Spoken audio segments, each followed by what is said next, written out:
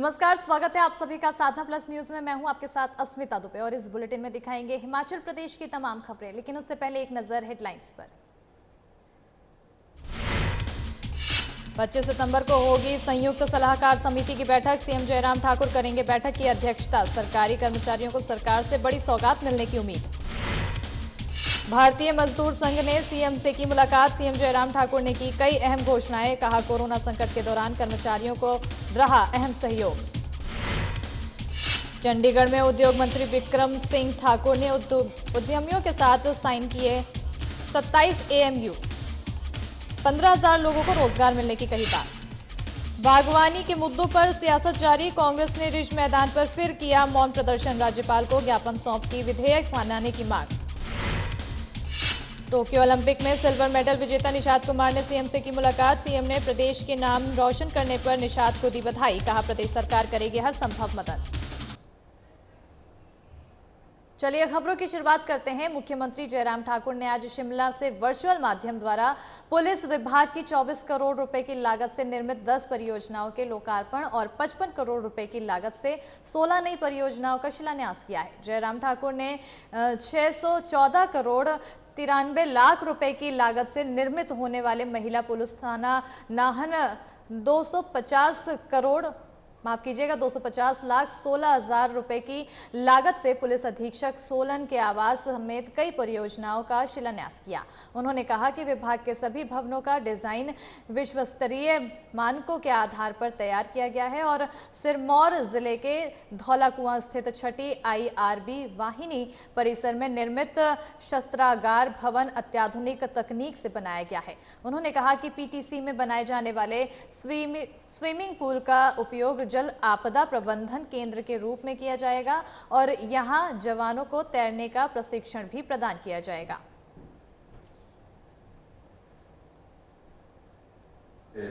आज एक साथ हमने पुलिस डिपार्टमेंट के 10 उद्घाटन और उसके बाद 16 जो है फाउंडेशन स्टोन एक साथ एक समय एक स्थान से किए। आप सबके क्षेत्र में जो पुलिस विभाग की आज उद्घाटन और शिलान्यास की जो रस्में हुई उसके लिए मैं आप सबको बहुत बहुत बधाई और शुभकामनाएं देता हूं।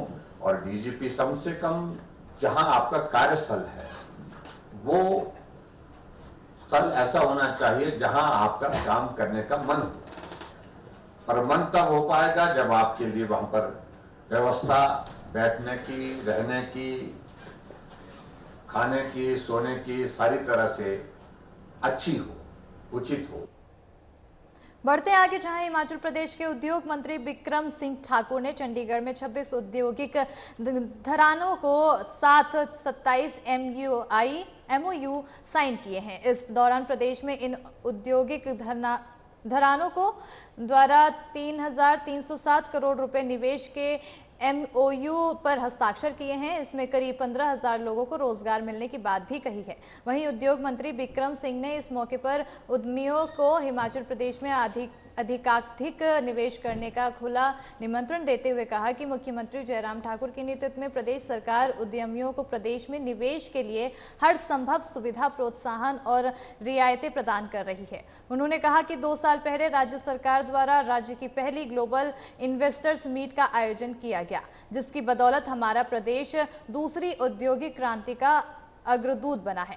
इस ग्लोबल इन्वेस्टर्स मीट में दुनिया भर के निवेशकों ने भाग लिया और इस आयोजन के दौरान सरकार द्वारा 96,000 करोड़ के प्रस्तावित निवेश के साथ 700 से अधिक समझौता ज्ञापन पर हस्ताक्षर किए गए। उन्होंने कहा हम फिल्म सिटी बनाना चाहते हैं, लेकिन उसके साथ साथ उन्होंने ये भी बताया है कि हम फिल्म सिटी पर्टिकुलर प्लेस के बारे में उन्होंने चॉइस सेपरेट की है, जिसके लिए कई प्रकार की दिक्कतें आती हैं। लोग चंडीगढ़ के पास ही हर प्रकार की चीज़ों को अपनाना चाहते हैं, चाहे फार्मास्यूटिकल है, चाहे इंडस्ट्री है, चाहे कुछ और विषय है। उन सारे विषयों को लोग ये चाहते हैं कि वो उसी पैराफरी में काम करें। वो हमारे लिए दिक्कत है, लैंड बैंक की दिक्कत होती है, लेकिन फिर भी हमने उनकी बात को सुना है और उसके अकॉर्डिंगली जैसा उन्होंने हमें प्रपोजल दिया है उस पर हम लोग काम करेंगे। निश्चित तौर से उसका कोई ना कोई नतीजा जरूर आएगा। कहाँ के लिए उन्होंने अभी जगह चंडीगढ़ के बिल्कुल साथ की जगह मांगते हैं। और सामान्य वर्ग संयुक्त मंच हमीरपुर ने आज आयोग गठन को लेकर उपायुक्त को ज्ञापन दिया है और कहा है कि जल्द से जल्द आयोग का गठन किया जाए और अगर ऐसा नहीं किया गया तो आने वाले चुनावों में सरकार को इसका खामियाजा भुगतना पड़ेगा। लोगों का कहना है कि हम या तो नाटो को वोट देंगे या अपना प्रत्याशी मैदान में उतारेंगे, चाहे हार हो या जीत, पर सरकार को हराने का काम हम जरूर करेंगे। वहीं सामान्य वर्ग संयुक्त मंच हमीरपुर के अध्यक्ष प्रकाश ठाकुर ने कहा कि जैसे आंध्र प्रदेश, महाराष्ट्र और बार की तर्ज पर स्वामी आयोग के गठन की प्रक्रिया शुरू करने पर मुख्य रूप से सहमति बनी, वैसे ही हिमाचल में भी गठन होना चाहिए। एक सूत्री मांग है, वो है हिमाचल प्रदेश में स्वर्ण आयोग का गठन करना। जैसे कि माननीय मुख्यमंत्री महोदय ने हमें 20 अप्रैल को यह आश्वासन दिया था कि 90 दिन के अंदर अंदर हिमाचल प्रदेश में स्वर्ण आयोग का गठन कर दिया जाएगा। उसके बाद भी हम 90 दिन बीतने के बाद भी हिमाचल सरकार माननीय मुख्यमंत्री महोदय से मिले, लेकिन सिर्फ आश्वासन मिले कि कर दिया जाएगा। तो ये टाल मटोल की नीति जो है वो स्वर्ण समाज जो है वो सहन नहीं करेगा। हमारा एक ही उद्देश्य है और इसका हम सरकार को भी खुली चुनौती दे रहे हैं कि यदि गठन नहीं तो हमारा स्वर्ण समाज का वोट भी नहीं। स्वर्ण समाज बाध्य होकर हर विधानसभा क्षेत्र में अपने उम्मीदवार उतारेगा। बेशक हम जीतें ना जीतें, लेकिन सरकार के हार का कारण बनेंगे हम। 2 विकल्प है हमारे पास, या तो हम नोटा का प्रयोग करेंगे या फिर हर विधानसभा क्षेत्र में स्वर्ण समाज का एक उम्मीदवार अवश्य खड़ा करेंगे। बढ़ते आगे जहां हिमाचल प्रदेश सरकार के साथ कर्मचारियों की संयुक्त सलाहकार समिति की बैठक 25 सितंबर को होगी। सरकार की तरफ से मुख्यमंत्री जयराम ठाकुर इस बैठक की अध्यक्षता करेंगे, वहीं कर्मियों का प्रतिनिधित्व अश्वनी ठाकुर करेंगे।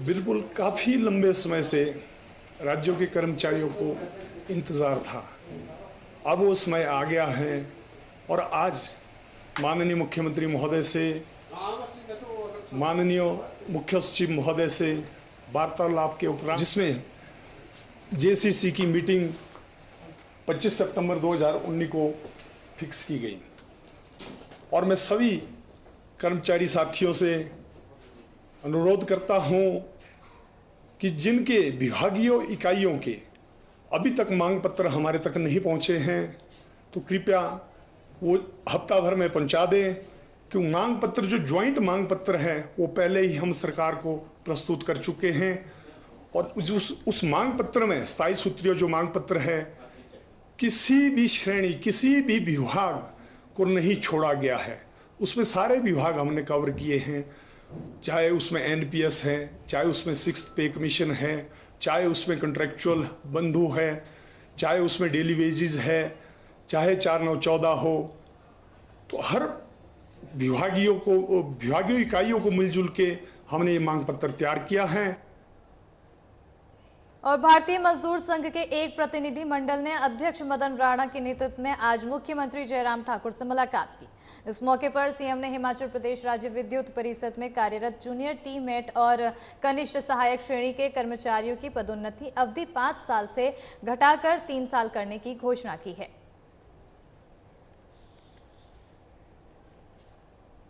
कर्मचारियों की एक बहुत महत्वपूर्ण भूमिका होती है सरकार में। हम जो भी निर्णय लेंगे आखिरकार उसको जमीन तक पहुंचाने के लिए, उसको लागू करने के लिए, उसको कार्यान्वित करने के लिए कर्मचारी ही काम करते हैं। और खासतौर से इलेक्ट्रिसिटी बोर्ड में आप लोग जिस प्रकार की जिम्मेवारी के साथ काम करते हैं, मेहनत करते हैं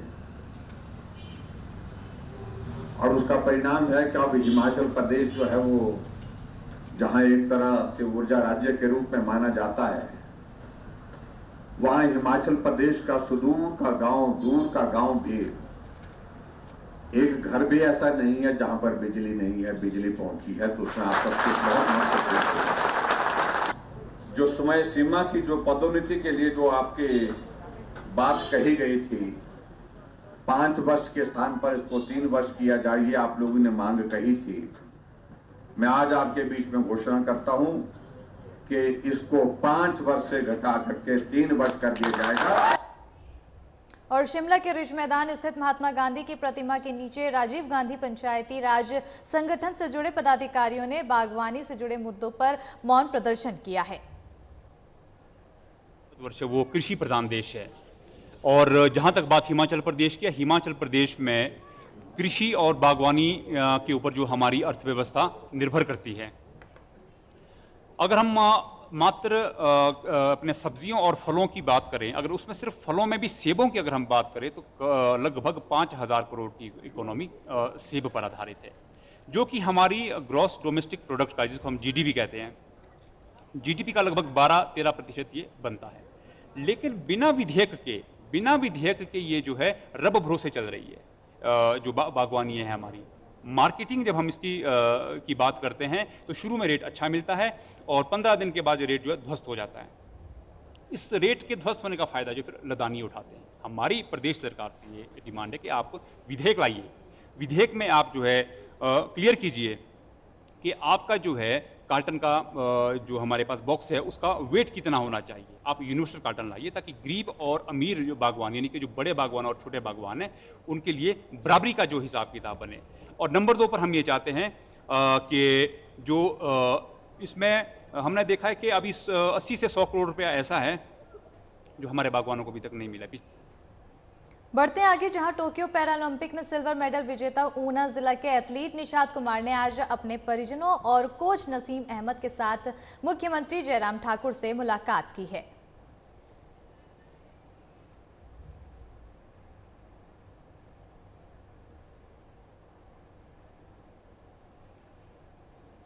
और नगर निगम शिमला द्वारा ऐतिहासिक स्टेट लाइब्रेरी रिज मैदान के जीर्णोद्धार करने के नाम पर प्रदेश के विभिन्न जगहों से आए छात्रों का हक छीना जा रहा है।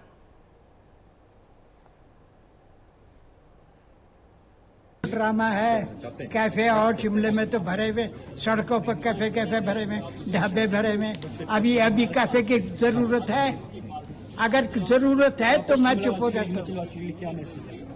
अगर जरूरत क्या मिडल बाजार में जाइए, एक दुकान छोड़ के दूसरा दुकान जो है ढाबा है, सब करेंगे। चाय पी रहे लोग, कॉफी पी रहे, क्या कर रहे हैं? ये स्टूडेंट्स के लिए खुला रहना चाहिए। Student is the future of India. तो नहीं है, उसको जो है लाइब्रेरी ही रहनी चाहिए। क्या मांग करते हैं आप? जो मौजूदा स्थिति है, ये जो है पुस्तकालय ही रहना चाहिए। तो ये बिल्कुल सरासर गलत है, क्योंकि अंग्रेजों के टाइम से ये लाइब्रेरी, आज भी लाइब्रेरी ही रहनी चाहिए। कैफे के लिए शिमला शहर में बहुत सारे स्पेस और हैं। पूर्व कॉरपोरेशन ने भी ऊपर एक बुक कैफे बनाया था, वो भी इस कॉरपोरेशन में प्राइवेट हाथों में दिया था, लेकिन 2 साल से वो कैफे नहीं चल पा रहा। तो कैफे चलाने की जो मुहिम है वो गलत है। आप और जगह कैफे बनाइए, लेकिन स्टूडेंट्स की लाइब्रेरी उसको स्टूडेंट्स के लिए रहने दीजिए, क्योंकि किसी भी प्रदेश का स्टूडेंट्स जब बेहतर ह्यूमन रिसोर्स नहीं बनेगा तो लाइब्रेरी से बनेगा। यदि लाइब्रेरी नहीं बचेगी तो कैसे बनेगा? इसलिए हमारी जो इसमें मुहिम ये है कि लाइब्रेरी को लाइब्रेरी रहना दिया जाए, स्टूडेंट्स को पढ़ने का ज्यादा मौका दिया जाए, क्योंकि लाइब्रेरी उससे बेहतर कोई मीडियम नहीं हो सकता है। यदि इसको नहीं बचाया जाएगा तो इसका मतलब स्टेट पढ़ने वालों के खिलाफ है। इसका मतलब तो ये हुआ। तो कब मालूम हुआ आपको कि ये मालूम 3-4 दिन पहले हुआ हमें, जब यहाँ से एक कॉल आई कि आप जो है इस हेरिटेज बिल्डिंग को रेनोवेट करेंगे। और हिमाचल प्रदेश की खबरों में फिलहाल इतना ही। आगे दिखाएंगे साधना प्लस न्यूज में बिहार झारखंड की खबरें एंकर प्रगति के साथ। मुझे दीजिए इजाजत।